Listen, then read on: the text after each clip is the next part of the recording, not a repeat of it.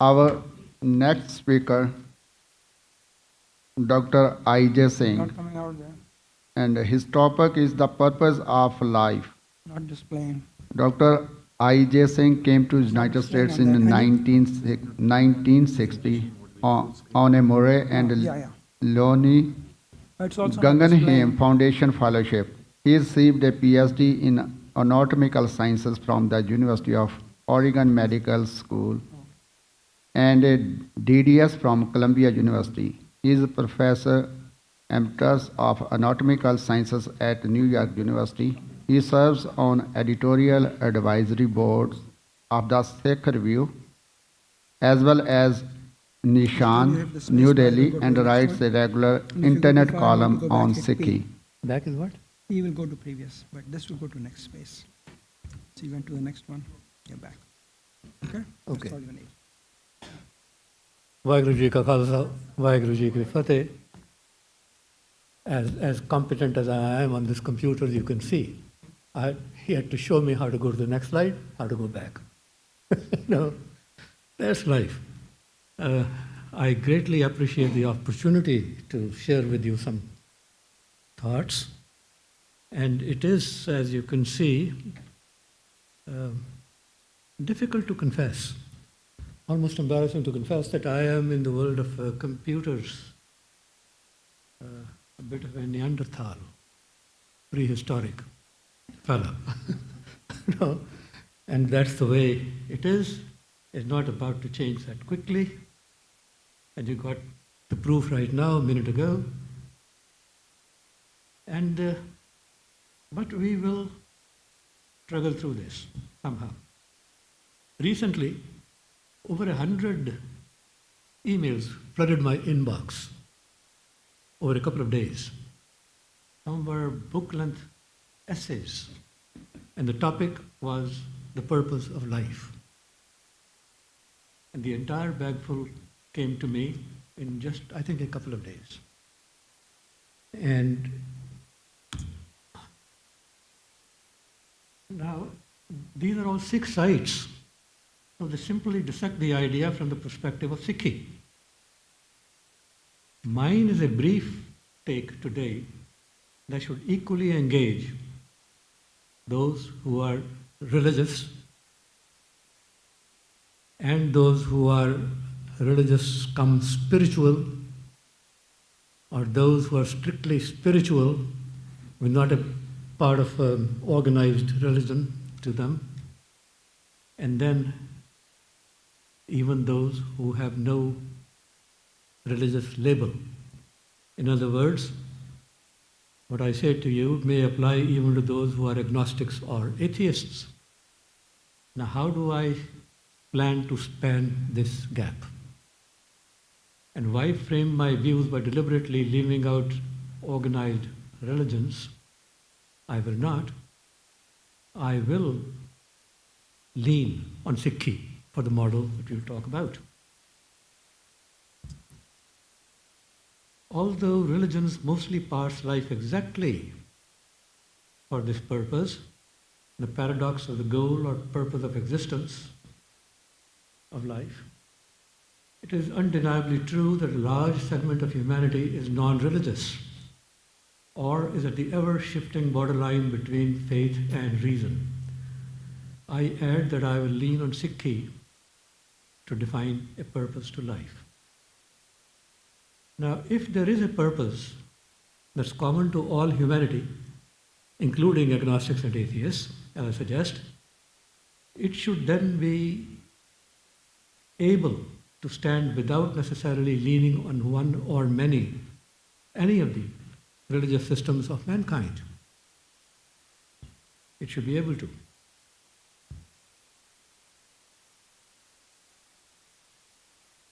If the purpose of life is to meet God or merge in Him at death, well, there. Now, all Kathakars, and I have in my life met a few and talked to a few and listened to many more than that, and they all insist that the purpose is to merge with God at death, or meet Him, I suppose, at least shake hands with Him. But then if that is the case, why wait on a good thing? Huh? If you're going to meet Him and merge with Him at death, why wait on it? The sooner one dies, the faster will be the union, and that, to me, seems to dismiss any overarching long-term purpose to life. Dying early in life would surely reduce the time available to accumulate more sins. So why wait? Do it now. Huh? Similar reasoning prevails if at the end of life there is a heaven or hell waiting for us, as many religious systems insist. They seem like different versions of waiting for Godot. 1949, Samuel Beckett.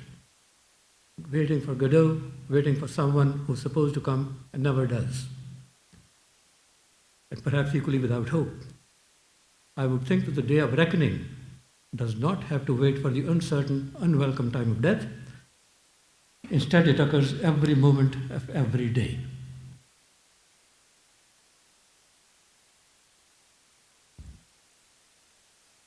Now, the models of heaven and hell that occupy most religions are universally and uniformly unrealistic, but they remain a tribute to human imagination and yearnings. To be living for heavenly, which means a decidedly unearthly existence and reward, seems to me childishly unrealistic, regardless of what one is hoping for. A heavenly court, the seat near a prophet, for instance. Think of Rome. Think of the Vatican, the ceiling.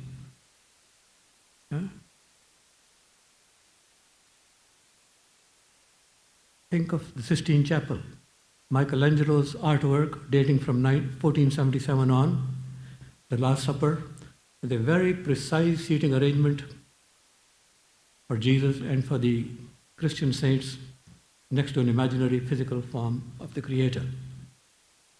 Then there is heaven, with promises of enjoying an endless company of beautiful sirens, for men, I suppose.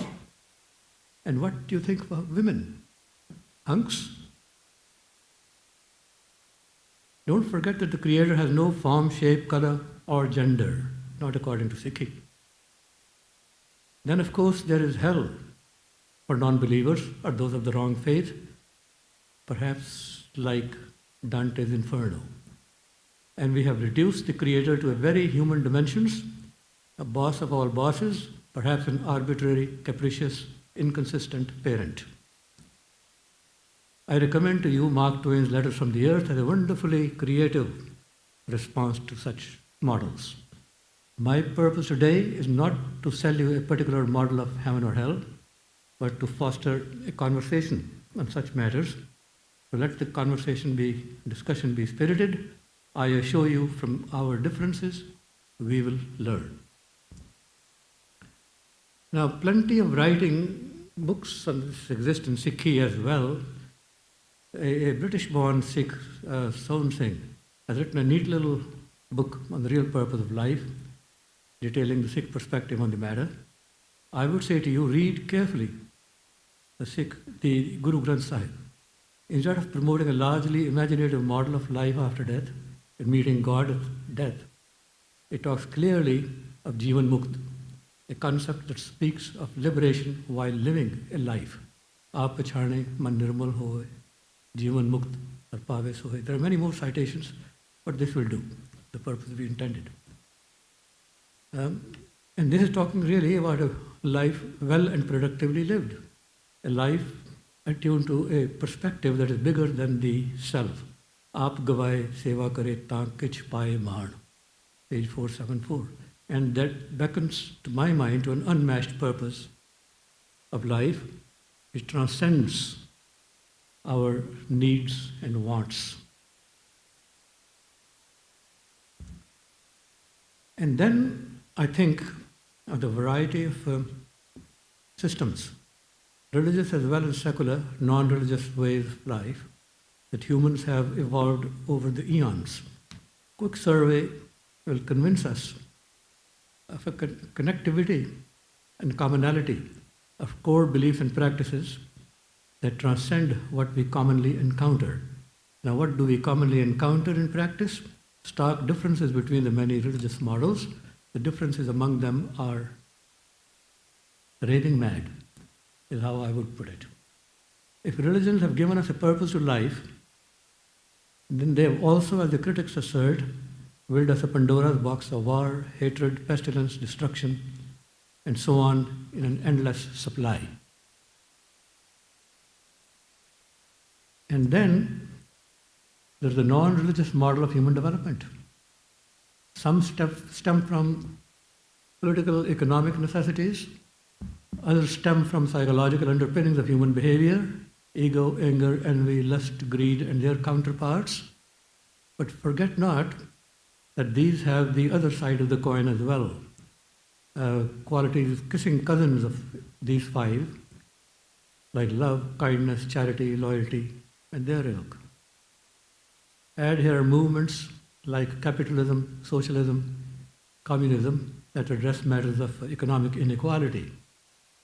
They, like religions, give us hope and sometimes the opportunity to dream big, but they too carry their handful of potential troubles with them. There are ongoing discussions on the purpose of life in Gurmukh Learning Zone, which is a site in GLZ, a Sikh site, many perhaps destined never to end, but they will surely take a breather now and then. Now, I won't, well, let me do it anyway. I'll submit to you a model that both the religious, spiritual-minded and the non-religious atheists and agnostics should equally embrace without feeling diminished or left out. But I will draw it on Sikhi to make the case for me. My perspective here starts with the obviously self-evident fact that at birth we inherit the world as it is, the good, the bad, the ugly. This has always been true and always will be.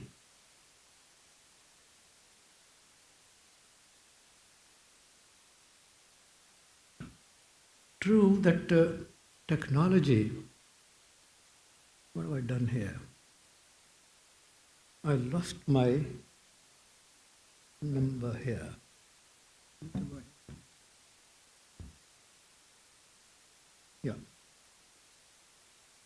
Yeah, I'm going to submit to you a model that both the spiritual-minded and non-religious matters equally embrace without feeling diminished or left out. And I'll lean on Sikhi for the model. I start with the obviously self-evident fact that at birth we inherit the world as it is, the good, the bad, the ugly. It has always been true and always will be. Notice, true that technology was not advanced millennia ago or even 500 or 100 years ago or even 50 years ago as it is today, but the wheel had been invented, the versatile wheel, along with many other things that make life remarkably easier and richer. The car, computer, and telephone did not exist equally in the world, not in the form as it does today, and today's generation has much more complexity in its life, along with the instruments and pathways of convenience that were not available then. The next generation will do even better in such matters.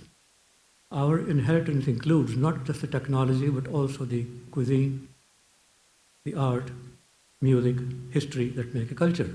This is self-evident. My point, however, is that at birth we are atop a certain rung of the ladder of humanity's achievement, march, and progress, because we are at a certain point on the timeline of human existence. Where exactly are we? It depends on our education, resources, opportunities, and personal talents, as well as our cultural connections and constraints. This then defines our place and our moment at birth. We inherit a full bucket. Now, look again at the rung of the ladder of existence that we are at a given moment or any given time of our life. There have been thousands of years before us, and perhaps many, many more to come. Our generation, well, remember that we did not have to reinvent the simple but versatile wheel. Now that is a debt that we are born with. Yes? Minimally, that's a debt that we are born with. How and to whom do we pay back the debt that we inherited at birth? How then to treat what makes life possible? Our Mother Earth, known to us by our many a moniker, Tara Mater, Talas, Gaia, Panchamama, Prithvi, Dharti, the mother of a myriad names.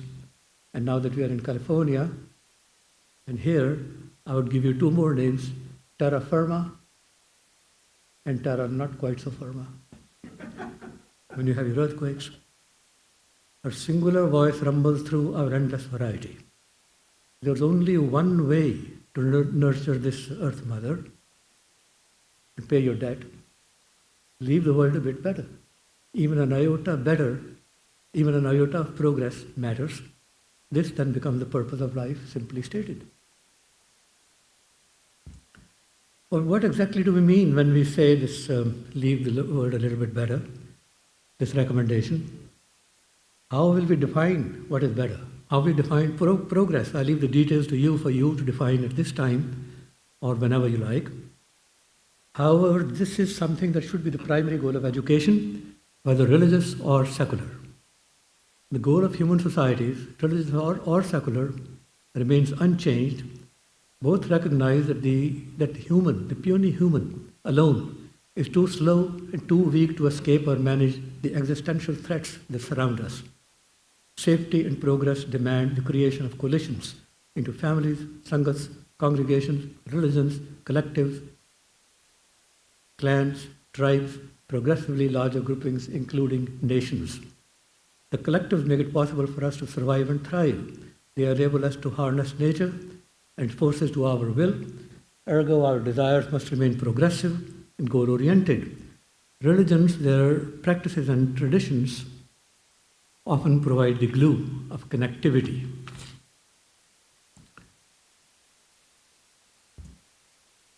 The traditions that morph into religious codes and laws of society bind the people together. In time, such traditions become sacred. Then good people will live and die for them. That is what social scientists tell us. There is strength and unmatched collective power in a community that transcends individual initiative and achievement. That's why Sangat is supreme. Bhai Gurdas reminds us that some Sangat will liberate us, some Sangat will consign us to hell. Kahu ki Sangat mil jivan mukat hoye, kahu ki Sangat mil jampur jaat hai. That's in his Kabit 349. Now, fair warning, sometimes the glue sets and hardens to the consistency of cement or crazy glue. And then rather than binding people together, it imprisons and chains them. Hence I have focused on the common goals of humanity, regardless of which religion, if any, or culture we follow, or which language or definition of God claims our loyalty and fealty. Then why do the religions differ so vehemently, even violently, in their assumptions and processes? This baffled me until I looked at the trade that I have applied all my life. Look at education and how we impart it. The fundamentals of mathematics or anatomy. Now, I teach anatomy.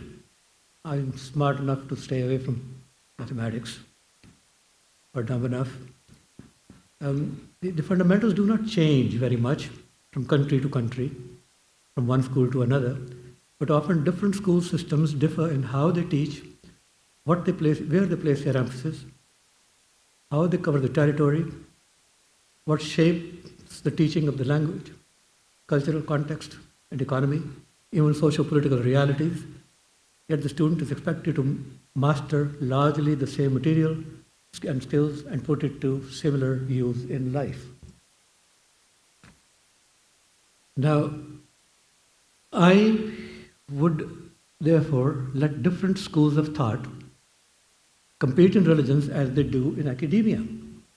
But we need to recognize the common ground which makes life possible, even magical. A fragment of an old poem from my school days comes to mind, written by Richard Lovelace to Althea from prison. That's the poem. He said, "Stone walls do not a prison make, nor iron bars a cage. Minds innocent and quiet take that for a hermitage." And I do not, I do not mean to split the purpose of life from the fundamentals of Sikhi, Sikh core values. Guru Granth Sahib, the scripture of the Sikhs, pointedly challenges us in a manner that applies to all, those with any religious persuasion or none. It says, "Is Sarira Meria, is Jag mein aaye ke kya tud karam kamaya." Page 922. In other words, this challenging line forthrightly asks us, what footprints would you and I leave in the sands of time when our time runs out? And an iota better, as I said earlier, would be sufficient. And then the Guru Granth further reminds us, Kal kaya ke chatton de, nanagara pachhane se. On page 1245 it says, from an honest living, share your rewards. In that, says Guru Nanak, is found the true path of life. Bhai Gurdas further reminds us, Ditta leve apna and ditta kich atna ave. Var 1 Pauri 47. And I would summarize it to say that it's in giving that we receive. That sounds like a line from the Bible, New Testament, and it is somewhere akin to that. Sikhi fully embraces the progressive meaning of this teaching, with a life inseparably connected to the one creator of all creation, and that to me speaks timelessly of the primary goal of life. It is and will always remain the unfinished business of life. The journey is the destination. And I thank you very much. And Vaheguru Ji Ka Khalsa, Vaheguru Ji Ki Fateh. Now that should leave us sufficient time to take this to pieces. So, If you're so inclined, and if you're not, you got to rethink again and again until you do. yeah, Dr. Sav, I got one question from the Sangat. So I will read for you. The question is, how do we know we have a past life that was good or bad? Is future written on forehead as in a Shabad? You have raised a Pandora's box, and we shall, this one or either one. That doesn't matter. There is a lot of writing in Guru Granth, which is poetry, allegories, metaphors, and perhaps not to be taken quite as literally as we do. All right? Now, whether you believe there is a life after death or not, I will leave that to you. But the point remains here that this earthly journey ends, right? This earthly journey ends. Whether you end up pushing up roses or thorns, or becoming a feeding frenzy for worms, it doesn't really matter. Or whether you go into a life that you do not know and never will, it doesn't matter. You become part of what I would call the greater biological life cycle. That's my take on things. But my essay today was not meant on that topic. Maybe next year, if they still let me come next year, after I get done. Okay? So I don't think that's important. The important thing that I was saying here is that let me add one more thing here since I've opened this can of worms. Normal Vincent Peale, the prophet of an American writer, the prophet of the positive thinking. And he in his writings said somewhere that if you could ask a fetus is something that's within the still development, intrauterine development. If you could ask the fetus, would he like to come out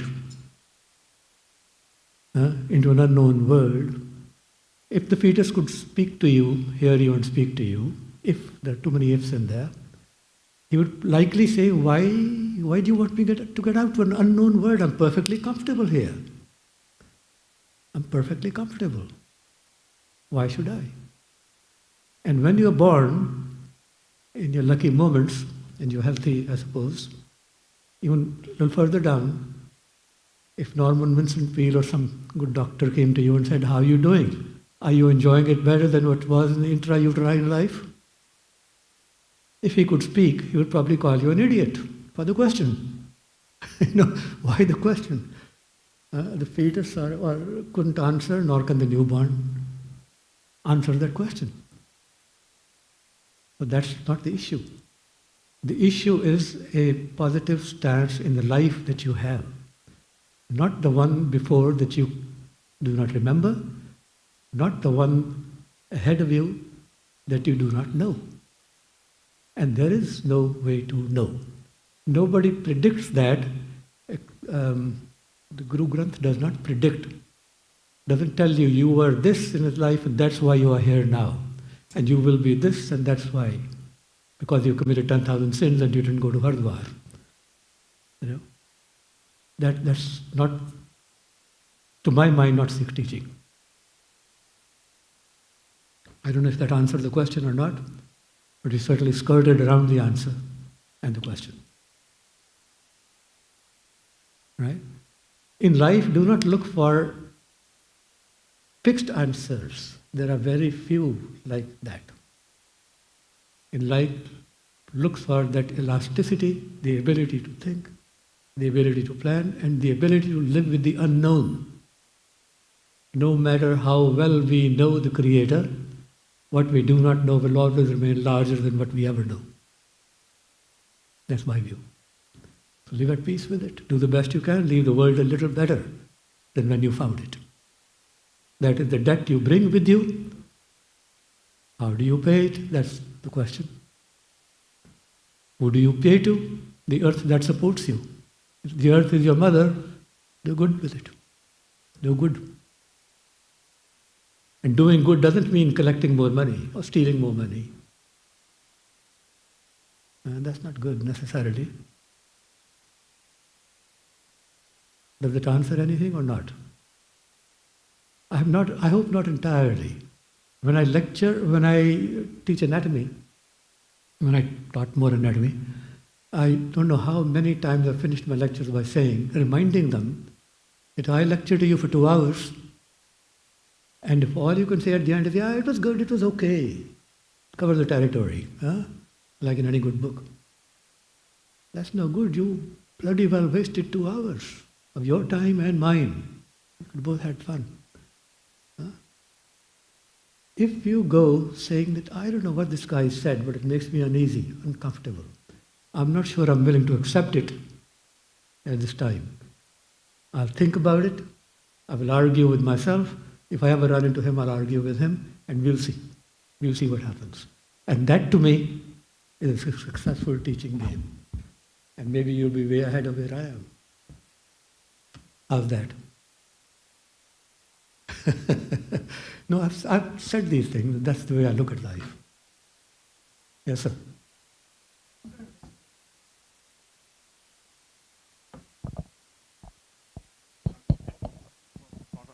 On this, sir. Let me repeat it. Sometimes it's very difficult to decide what good is. And for example, technology has brought a lot of progress in the human society. And we'll make more. And probably there will be many more. But many of these progresses are also not considered good. Like we all carry cell phones. And we just talk to our cell phones more than we talk to each other. But don't do that. I don't do that. I don't do that. I want to talk to people face to face. When I have a dialogue with somebody, we all hedge our bets when we talk. We don't always tell the truth the way we feel, because sometimes we're not so sure what to say. When I'm sitting down with you, talking to you, I can read somewhat your expressions. I may make a mistake doing that, but I can still read the body language. And much of the communication that occurs is from those kind of things, the tone of your voice, the way you speak. That's why we say to somebody, hey, you're tone deaf. It's not that your words are I don't understand, but you haven't put them in a perspective that they make any sense to me. But I think you're again walking away from my question. I'm sorry? I did what? I think you're walking away from my question. Oh, What my that's question good. was, for example, And is how you make a judgment? is the invention of the cell phone that makes people not talk to each other directly a bad thing? Has somebody done a bad thing to the earth or a good thing to the earth? Question is how to decide good and bad. But you see, let me complete that thought there too. There's always a communication, a two-way communication has to be there. Even when you read the Guru Granth, the Guru speaks to you. I beg your pardon, I'll move. The Guru is speaking to you as much as you're speaking to the Guru. Right? I mean, when you say, Ditesh Muktana Hovi Jitar Sabad na kare vichar, how are you going to do your vichar? Some introspection within you, a conversation with yourself. And if you're going to be talking to God or Guru or your friend that you would want to kill tomorrow, you're still talking. There's a dialogue. In any dialogue, there is you and me. Right? There's no dialogue without the me. No dialogue without the you. Now continue. Go ahead. Again, the answer is open. I'm sorry? The answer is open for us to decide what is good and bad. Of course.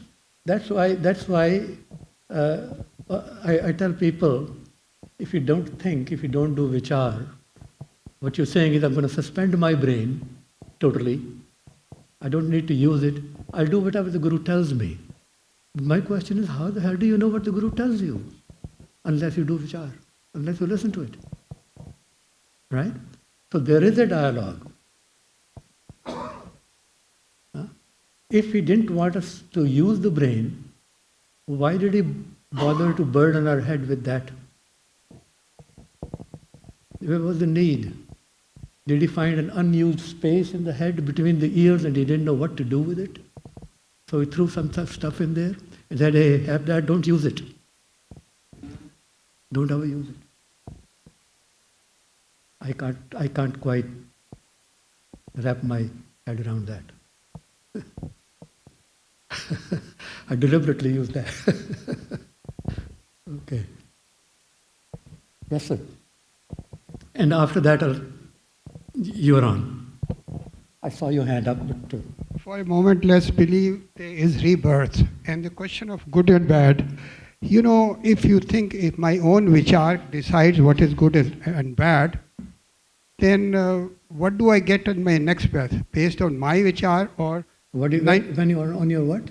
My thinking vichar, as I think. If I think something is good and everyone else thinks it's bad, I sincerely think it's good. Then what happens to me in my next birth? If I think what it's happens good and everybody else thinks it's What happens bad? to your next birth after you've pushed your roses or thorns or whatever? Become a feeding frenzy for the worms? No. No, but he has said that you have to decide yourself what is good and bad. It has to be absolute. I'm saying you got to do good or bad to pay your debt to your existence. To this life. This life. Okay. I didn't say about next life or the life before. I didn't say that. All right? You have to make that decision. Now, there's a good chance your decision could be wrong. That's why we have communities. That's why we have Sangat. And the decision of the multitude is better than that of a person alone. Good point. But may not be always. Maybe a false step in there. Look at our political system in power these days. I might say that the guy in the White House makes more missteps than the correct steps, and you might disagree with me. You have the right to do so. And then you have the right to look for the allies who agree with you in what you think. You have the right to work for the model if you can find such people. And I have the right to find others who will oppose you until you go back pushing roses. Right? So that's what a free frame is. Yes, sir. Down there. No, thank you. Actually, I was going to expand upon that question that Which that brother there in the front row was asking, but you answered in your, just to use your brain. I don't mean to answer any questions, really. No. I mean, I was going to My ask. purpose is that you would develop a taste for introspection. Yes. You would develop a taste for polite conversation and develop a space and place for differences of opinions. Disagree without becoming disagreeable. No, I mean, he was asking about technology. I'm sorry? He was asking about technology, cell phones in particular. But No, that may be my limitation with technology. No. I was going to ask about. See, I'm a Christian or a professed Christian. I'm sorry? And I'm a Christian, a professed Christian. Uh-huh. And so there's technology like some Christians might not approve of, like, let's say, and I was talking to another brother about natural, like, how come your hair, you grow it long, and it's a natural thing. And Well, and you know, so technology- let me continue about technology. About you have people can have children now, right? That where they couldn't have children before. Of course. With the miracle of technology, I personally think it's a good thing, but Of course. there may be other people that say, well, it's not natural. But is it good or bad? Well, I if mean, they I think don't- it's good. If they don't agree with it, they don't have to do it. Right. You know, technology appears from our talents to answer our needs and compulsions. How we use it. I mean, nuclear energy. We've invented it, right? Humans have invented it. It's good. It's also bad. Now, the fault is not in nuclear energy. The fault is how we use it. I would say to you, religion has nothing to do with developing the technology that can make you an atom bomb. Religion has everything to do with helping you decide where and when are you going to throw that bloody bomb. Huh? There your sense of morality and religion is important. In what you do with the technology. Technology itself is amoral. It doesn't have any morality to it. Yes, sir. Anji, so Warren, the answer, if I can make an analogy, is that crazy people will say it's terrible, some people will say it's great. I think that's where I would take the analogy here, what Professor I.J. Singh is saying. Some people say it's great, somebody might say it's terrible. You're entitled to your opinion. By the way, I agree with GP Uncle here. You successfully were non-responsive to my last question, which was, I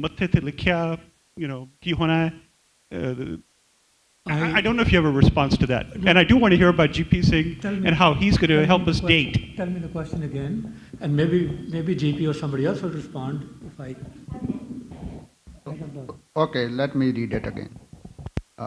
How do we know we have a past life that was good or bad?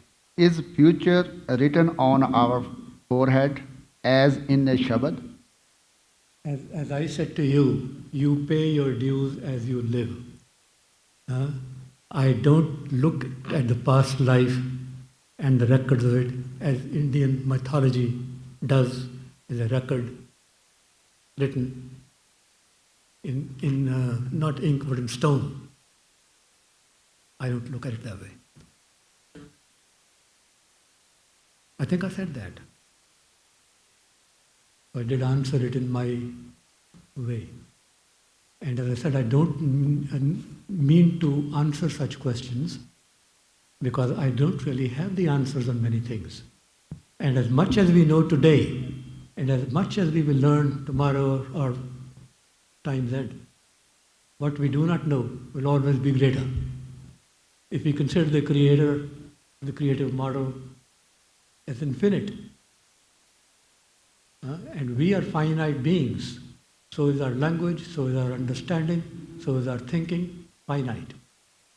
So you can't wrap your head around what is infinite with a finite system. That is not, to my mind, logically sensible or doable. I shouldn't say sensible, not doable.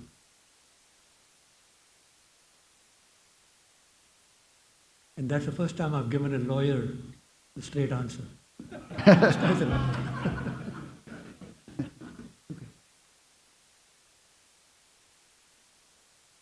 Thank you, Dr. Saab, Dr. I.G. Singh. And the questions will never cease, nor should they. As long as there is life, there should be questions. Thank you for Thank you. discuss in detail the purpose of life. I think the Vichar Goshti is open and it to be continued to find out more about the purpose of life. It never be ended.